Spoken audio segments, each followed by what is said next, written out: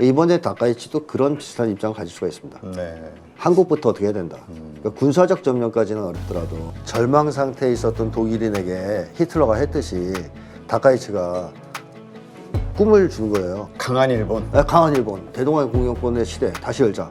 다카이치의 착각 중에 하나가 뭐냐면 중국하고 붙어서 이길 수 있다고 생각하는 이유는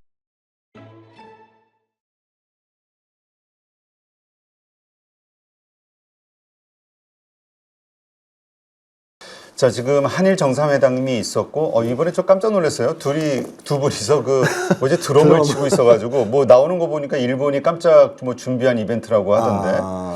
하여튼 그런 것 같아요. 지금 외교전으로는 서로 지난번에 상당히 날카로운 설전을 주고받았었는데. 근데 다카이치 정부가 이번에 독도와 관련해서 네. 전시관 협력을 강화하기로 했다? 네. 이게 어떤 얘기입니까? 그러니까 일본의 도쿄 쪽에 무슨 빌딩이 운영 중이라 그러는데 영토 주권 전시관, 그다음에 도야마현 북방 영토 사료실 뭐 이런 것들이 있고, 그다음에 다케시마 자료실 같은 게 있대요. 이런 건 지자체가 운영 중인 거고요. 근데 하여튼 다 독도 관련 기념관이라 그럴까요? 그런 쪽입니다. 홍보관. 그래서 한마디로 독도가 일본 땅이라는 것을 일본 국민들한테 이렇게 교육하고 홍보하는 기관들이에요. 그러니까 이것을 원래는 민간에서 주도했습니다. 왜냐하면 일본 정부가 이걸 하면 한일 관계에 부담이 되기 때문에 그냥 민간 차원에서 했지 않습니까? 근데 이 다카이치는 이걸 정부가 앞으로 협력을 해서 밀어주겠다. 더 크게. 이런 얘기죠. 그러니까 이 얘기는 결국 독도 문제를 이대로 말로 한번 꺼낸 거로 끝나는 게 아니고 점점점 더 많이 열어놔서 국민들한테 지지를 받아서 결국 독도를 먹겠다 하는 이제 야욕을 드러낸 거라고 봐야 돼요. 그러다 보니까 한국 정부는 2018년에 이 전시관이 개관됐을 때부터 즉각 폐쇄를 촉구했습니다. 계속. 이의 제기를 했군요. 네, 계속 그거 없애라. 왜 너희 땅이라는 거 거기서 선전을 하고 있냐. 그렇지만 일본은 말을 안 들었습니다. 오히려 확장을 했고요. 그러면서 지금은 아예 대놓고 정부가 거기에다가 지원을 하겠다. 뭐 이렇게 나오는 거죠. 자, 그런 거 보면은 우리 한일 관계가 좋아질 건덕지가 없어 보이는데. 그렇죠. 근데 이번에 보면 다 웃으면서 잘 뭐 협력 강화하고 뭐 이렇게 끝나긴 했어요. 네. 어떻습니까? 이게 좋아질까요? 이 가장 근본적인 계속 건드리는 뭐라 그럴까요? 이 어려운 난제가 하나 걸려 있는데. 그렇죠. 이게 해결되기 어렵다고 제가 보는 것이 일본의 다카이치가 지금 군국주의화에 약간 뭐랄까요? 뽕을 맞았다 그럴까요? 흥분 상태에서 아주 급격하게 군국주의를 추진하고 있습니다. 군국주의화를. 그렇죠. 뭐 국방비를 대폭 증원한다든가 증액한다든가 미국산 무기들을 산다든가 또 중국과 접경 지역 섬들에게 미사일 기지를 배치한다든가 또 전국 곳곳에 탄약고를 짓고 있습니다. 뭐 등등. 그다음에 무장을 계속 확대하고 우주군도 창설했죠. 하여튼 전방위적으로 군국주의화로 나가고 있어요. 그러니까 일본이 2차 세계대전 직후에 평화헌법을 만들고 우리는 자위를 할 수 있는 수준에서만 국방력을 가질 것이다. 해외 침략을 할 수 있는 수준의 국방 증액은 안 한다. 네. 이런 걸 약속했단 말이에요, 국제사회에. 근데 그걸 다 깨고 지금 군국주의화의 길로 아주 놀라운 속도로, 빠른 속도로 치닫고 있습니다. 이게 다카이치를 중심으로 한 일본 지배층의 수건이란 말이에요. 그렇기 때문에 이 기회를 이들은 놓칠 리 없을 것 같고, 이게 실현된다면 한국과의 관계는 좋을 수가 없어요. 네. 왜냐하면 군국주의화에 성공했다. 뭐 독일의 예를 들면 히틀러가 1차 세계대전 끝나고의 어려운 상황을 국민들한테 파시화를 하자고 설득해서 군비 증강을 했다. 근데 침략을 안 하면 어떻게 되겠습니까? 해외 침략을. 자기 정권이 깨지 무너집니다. 국민들에 의해서. 야, 여태까지 우리들 속였지. 이렇게 되는 거 아니겠어요? 그러니까 다카이치도 국민들을 계속 설득해서 지금 군국주의 길로 달리고 있는데 군국주의를 마침내 실현해서 준비가 끝났다. 근데 아무 짓도 안 한다. 그러면 정권이 무너지죠. 따라서 파시화가 완성되거나 군국주의화가 완성되면 그 다음에 해외 침략이 반드시 있게 되거든요. 근데 다카이치가 바로 중국하고 처음에 붙을 것이냐 아니면 조금 더 만만한 나라를 먼저 칠 것이냐 라고 했을 때 저는 오히려 가능성이 한국을 치는 것이 더 가능성이 높다고 봐요. 중국보다. 중국은 위험 부담이 좀 크죠. 그렇죠. 아니 뭐 그렇죠. 사이즈 자체가 좀 다르죠. 네, 그래요. 미국과 맞짱을 쓰려고 좀 덤비는 그렇죠. 나라인데. 게다가 핵무장국가죠. 그러니까 만만치 않단 말이에요.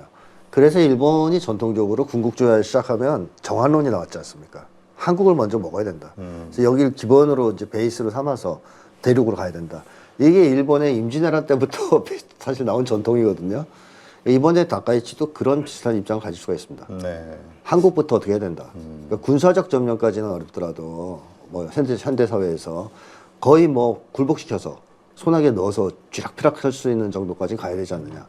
과거에 그 저 뭡니까 그 반도체 소재 네. 관련해 가지고 그때 그래서 이제 크게 네. 우리 그 뭐죠 화이트리스트 뭐 그렇죠. 이런 얘기 나오면서 압박을 고생을 했었죠. 좀 했었죠. 네, 네. 근데 그 이후에 좀 우리 정부도 좀 이렇게 준비를 좀 한 것 같고 네. 지금 일본으로부터 우리가 압박을 받을 만한 그런 우리 약점이 좀 그래도 많이 남아 있을까요? 경제 쪽 약점이 일단 있고요. 어느 정도는. 많이 이제 준비를 했지만. 그 다음에 결정적으로는 군사적인 측면에서 일본의 해군력이 무시할 수 없다 그럽니다. 이제 자위대 해군력이. 그래서 일부 군사 전문가들은 한국에 비해서도 우세하다. 훨씬 더 우세하다고 얘기하는 사람도 있고. 그래서 독도 같은 데서 붙었을 때 질 수도 있다는 거예요. 그러면 이제 독도는 뺏기는 가능성도 있고 그 이후에 전쟁을 방지하고 막는다는 이유로 굴욕적 협상 같은 걸 강요할 수도 있겠죠. 또는 한일 군사동맹을 강요당할 수도 있습니다. 이런 여러 가지 위험이 있기 때문에 뭐 일본과의 관계는 겉으로는 지금 웃고 잘 지내자고 하지만 미래에는 사실 저는 암울하다라는 생각이 들어요. 일본이 이 군국주의화 노선을 포기하지 않는 한 근데 포기할 수 없잖아요. 그들의 그 정치적 생명을 위해서도 그렇고 그렇죠. 또 그들의 어떤 국익을 위해서도 그렇고. 그렇죠. 이게 그 해결되지 않는 평행선 같은 문제 같은데. 맞습니다. 이게 우리도 포기 못하지 독도. 그렇죠. 당연하죠. 우리 국가 영토 주권 문제인데요. 사실 일본의 이 군국주의 야망은 갑자기 생겨난 게 아니지 않습니까? 예전부터 있었던 겁니다. 그러니까 2차 세계대전이 끝나고 독일과 일본의 가장 큰 차이는 독일은 나치 잔당들이 청산이 됐어요. 근데 일본은 청산이 안 됐습니다. 다 거의 전범들 다 살려냈습니다. 미국이.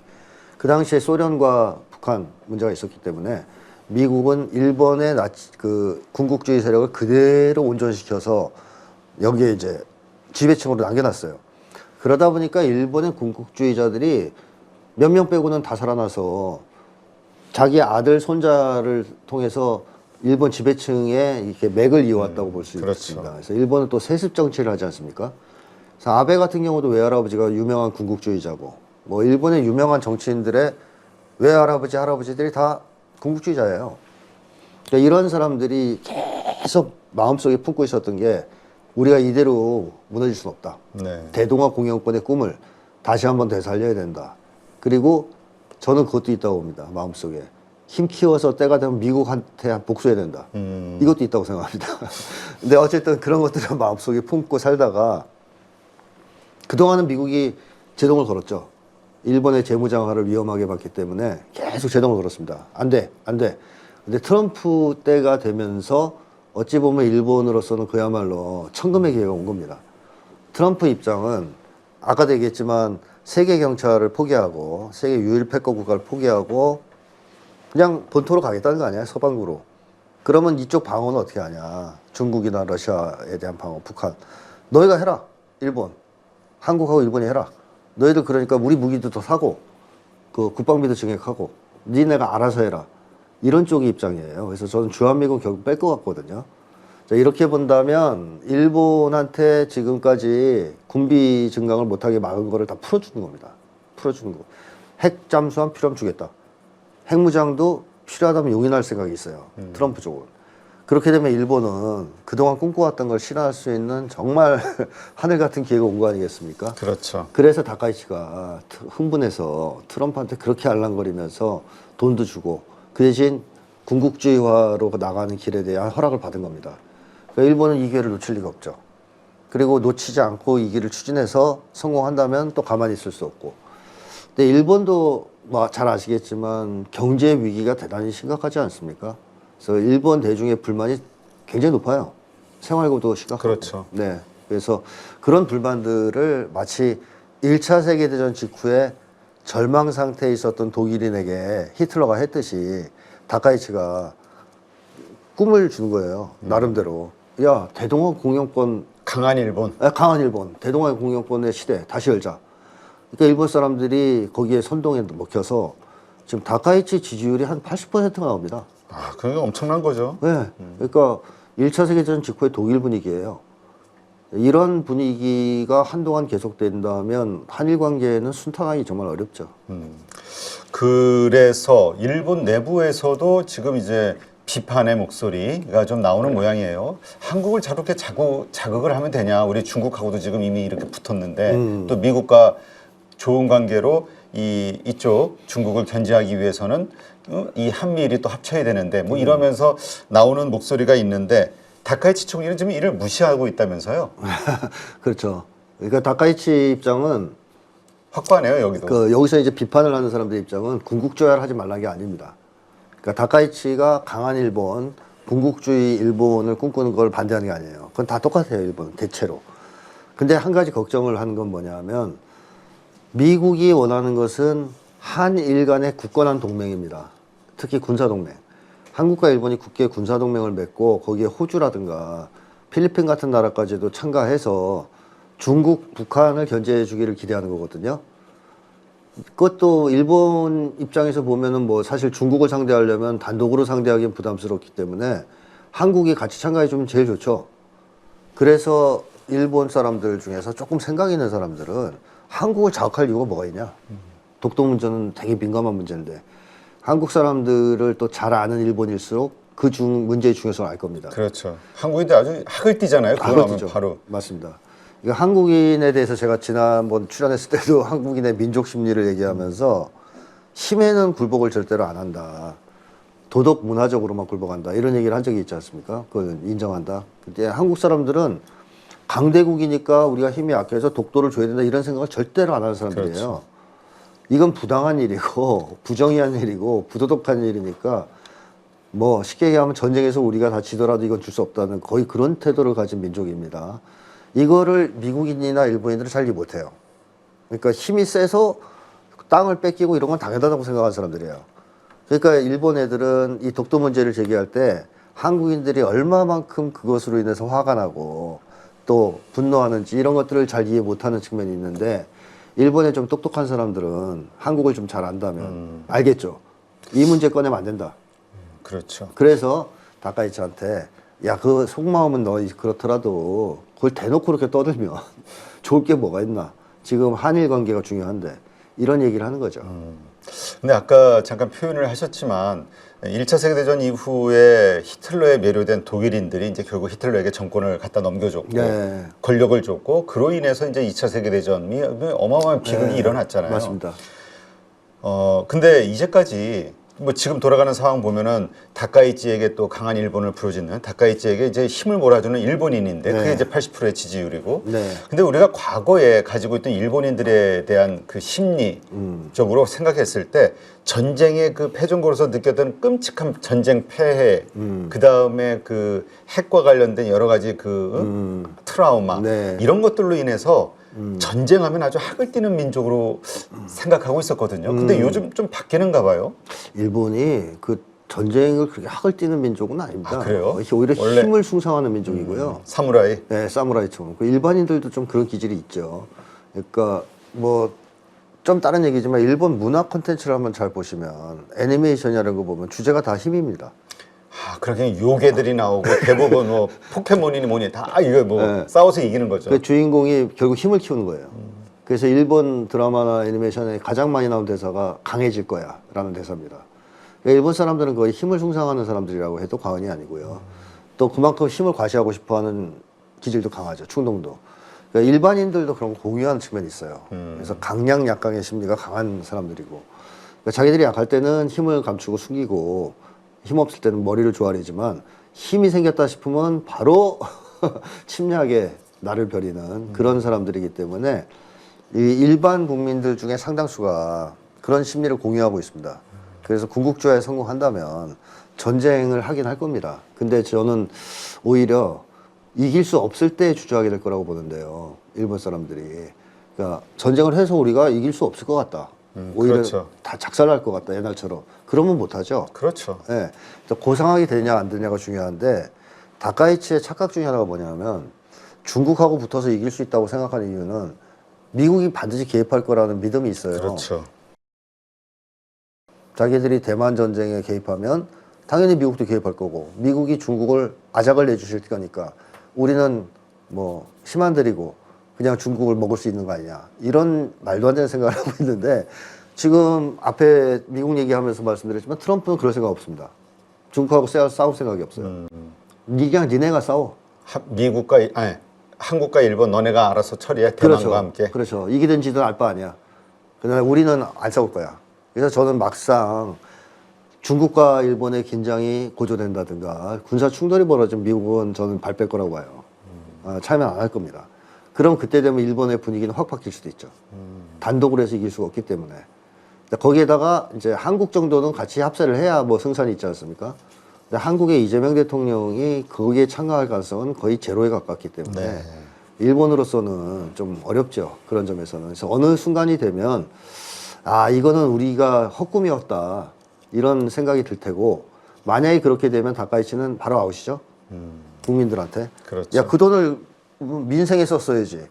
아니면 불평등 문제 해결에 썼어야지. 너 지금 군비 증강해서 아무것도 못하고 이게 뭐냐. 네. 다카이치 날라갑니다. 그래서 다카이치는 독도 발언 같은 거를 안 하기가 힘들어요. 계속해서 이제 관심을 그렇죠. 또 이 지지를 끌어내기 위해서. 네네. 근데 이런 우경화에 대해서 글쎄요 80%가 지지한다라는 건 이 우경화돼가고 있는 이 일본의 분위기 이것에 대해서 찬성한다는 의미로 봐야 되나요? 대중적 찬성이 높다는 얘기죠. 지지도가. 그게 제일 검토되는 점이죠. 사실 그걸 막을 수 있는 건 국민들인데요. 그래서 평화헌법을 지지하는 국민들이 많다든가. 그렇죠. 이랬으면 다카이치가 이렇게 안 됐겠죠. 근데 일본 사람들도 워낙 상황이 안 좋으니까. 그러니까 이게 결국은 미국이 그렇게 그 뭐랄까요 본색을 그 패권 국가로서의 그 모든 이권을 다 가지고자 하는 그 본색을 드러냈던 이유가 사실 경제적인 문제. 그렇죠. 이게에서 나오는 거잖아요. 네. 일본도 여기에서 나오는 거라고 봐야겠군요. 근원적으로 그렇습니다. 경제적 위기가 제일 큰 문제입니다. 그러니까 잃어버린 뭐 30년 이후에도 경제가 회복될 기미가 없고 이러다 보니까 일본도 결국 옛 꿈이 떠오르는 거죠. 야, 그때가 좋았는데 대동항공이었건 한국 식민지로 이렇게 지배할 때 참 좋았지 않냐. 이 생각이 나는 거죠, 자꾸 물씬. 그러니까 근데 이제 뭐 그때하고 비교할 수는 없겠습니다만 그러한 세력에게 정권을 준 독일, 그게 이제 히틀러라는 괴물을 네. 탄생시켰고 그로 인해서 전 세계 많은 사람들이 고통을 전쟁으로 네. 인해서 피해를 봤는데 글쎄요. 이번에도 그렇게까지 될 수 있을까? 지금 같은 세상에? 이런 생각하시는 분들이 많을 것 같아요. 제일 큰 걸림돌은 일본 내부보다는 저는 외부라고 봅니다. 그러니까 일본이 옛날에 아시아를 침략할 때 우리나라는 그야말로 일본하고 전쟁하면 이길 수 없는 동학농민군이 수적인 우세에도 불구하고 그 게틀링 기관총인가요? 그것 때문에 다 전멸한 거 아닙니까? 우금치에서. 그런 정도로 일본하고 비교가 안 되는 국력이 열세한 상태에 있었고요. 중국도 비슷했습니다, 뭐. 그래서 일본이 대동아공영권을 외치면서 아시아에서 침략 전쟁을 개시할 때 아시아와 오늘날의 아시아는 완전히 다르죠. 그렇죠. 완전히 다릅니다. 일단 중국이 그때의 중국이 아니고요. 한국도 그때의 한국이 아니죠. 게다가 북한은 핵무장 국가입니다. 이런 나라들과 러시아까지 있죠. 이런 나라들이 뺑 둘러싼, 그러니까 러시아, 중국, 북한이란 3대 핵강국이 둘러싼 지역의 일본이거든요. 이 일본이 군국주화의 길로 나설 때 어떻게 본다면 북중러의 3개 국가 전쟁을 치러야 될 위험도 있는 거예요. 군사동맹으로 서로 연결이 되기 그렇죠. 때문에. 그럼 일본이 어떻게 이깁니까? 감당이 안 되죠. 그래서 저는 이 군국주의화의 꿈이 국내에 의한 정치 세력이나 국민들의 반대에 의해서 좌절되기보다는 오히려 외적 압력에 의해서 좌절될 가능성이 더 높지 않을까 싶습니다. 지금 중국은 그걸 강하게 요구하면서 압박을 하는 중이고요. 그러니까 중국은 그런 입장이죠. 어차피 쟤들이 군국주의화에 성공하면 한국이든 중국이든 칠 텐데 그렇죠. 그거 기다릴 필요가 있냐? 지금 눌러서 못하게 해야 되지 않냐? 하는 게 중국 입장이란 말이에요. 그래서 지금 히토리도 통제하고 그러는 건데 일본이 만약에 말을 안 듣고 계속 설치면 계속 또 강한 압박을 가하면서 일본의 군국주의화를 막으려고 하지 않겠습니까? 그러니까 이런 것이 최대의 저는 걸림돌이 될 거라고 예상합니다. 네, 그렇군요. 하여튼 이러한 일본의 그 우경화돼가는 모습, 이것은 결국 이제 우리에게 큰 또 안보 위협이 또 될 수도 있겠군요. 그렇습니다. 네. 일단 우리로서는 제일 주의해야 될 게 독도죠. 독도. 그러니까 우리 역시 그 센가쿠 열도인가요? 그것 때문에 중국과 일본이 붙었었던 것처럼 분쟁하고, 과거에 예. 무력 충돌이 있었잖아요. 그렇습니다. 우리도 독도 때문에 뭔가 좀 더 강하게 말로 하는 거에서 조금 더 진전이 되는 우리도 그게 그렇죠. 맞부딪힐 수밖에 없으니까. 그런 위험이 있죠. 그런 것들을 조심해야 되겠죠. 야, 그 이전에는 생각하지 못했던 일들이에요. 우리가 말싸움을 해도 설마 부딪히겠어? 네. 이런 생각들. 근데 요새 돌아가는 판을 보니까 그렇죠. 뭐 태국과 그 캄보디아도 그렇고 그렇습니다. 각 나라들이 이제 쉽게 전쟁을 붙는 하죠. 것 같아요. 전쟁을. 네, 맞습니다. 핵이 없으면 없는 대로, 핵이 있어도 있는 대로. 물론 이제 핵 강국끼리는 안 붙고 있죠. 네. 그게 유일한 과의 차이입니다.